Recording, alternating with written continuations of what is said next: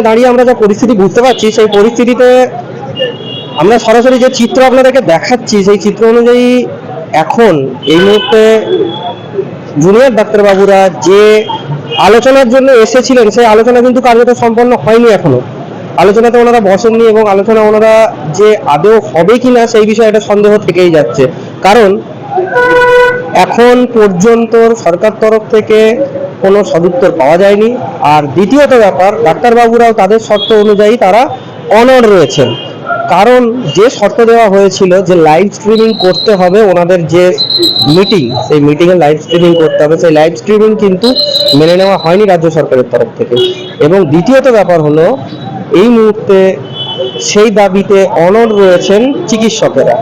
ওনারাও চাইছেন live streaming ছাড়া ওনারা কোনোভাবেই এই মিটিংয়ে বসতে কিন্তু জুনিয়র ডক্টরদের সঙ্গে নবান্নে আজকে যে বৈঠক হওয়ার কথা, তার জট কাটল না এখনো পর্যন্ত। জুনিয়র ডক্টরসদের যে দাবি রেখেছিলেন, সেই দাবির মধ্যে একটি প্রধান দাবি ছিল যে আলোচনা সভা পুরোটাই হতে হবে লাইভ স্ট্রিমিংয়ে।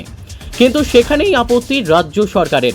সম্পূর্ণভাবে জানালেন যে কোনোভাবেই এর লাইভ স্ট্রিমিং করা যাবে না, তবে স্বচ্ছতা বজায় হিসেবে এটার ভিডিও রেকর্ডিং করা হতে পারে। কিন্তু এতেই হয়ে গেল বিপত্তি। জুনিয়র ডক্টররা আলোচনায় বসতে রাজি হলেন না। বর্তমানে ওনারা বাইরেই দাঁড়িয়ে রয়েছেন। ওনাদের দাবিতে অনড়। আলোচনা যদি বুঝতেই হয়, অবশ্যই সেই আলোচনা হতে হবে লাইভ স্ট্রিমিং। সেই সরাসরি চিত্র আমরা তুলে ধরছি আপনাদের কাছে। মানুষের স্বার্থে আমি পদত্যাগ করতে রাজি, জানালেন স্বয়ং মুখ্যমন্ত্রী। সৌরভ চক্রবর্তীর সঙ্গে Amit Kundu, crime press Bengal news, Howrah.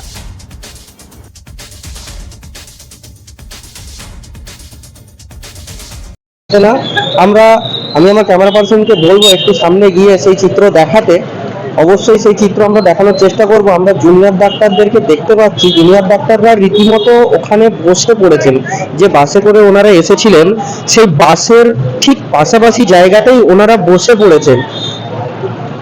ওনারাও কিন্তু এসেছিলেন আলোচনা করার জন্য এবং সরকার তরফ থেকেও জানানো হয়েছিল আলোচনার জন্য। ভিডিও স্বচ্ছতা বজায় রাখার জন্য ওনারা বলেছিলেন যে এর মিটিং এর স্বচ্ছতা বজায় রাখার জন্য এটার ভিডিও রেকর্ডিং করা হতে পারে। কিন্তু ভিডিও রেকর্ডিংটাই ছিল না সবকিছু। ওনাদের দাবি ছিল লাইভ, প্রত্যেক মানুষ জানুক এবং প্রত্যেক মানুষ দেখুক। কিন্তু সেই চিত্র আমরা এখনো দেখতে পেলাম না। অপেক্ষার অবসান কতক্ষণে হবে সেটাও বলা মুশকিল। দেখতে থাকুন, সঙ্গে থাকুন। ক্রাইম প্রেস বেঙ্গল নিউজ, আমি সৌরভ চক্রবর্তীর সঙ্গে অমিত কুণ্ডু, হাওড়া।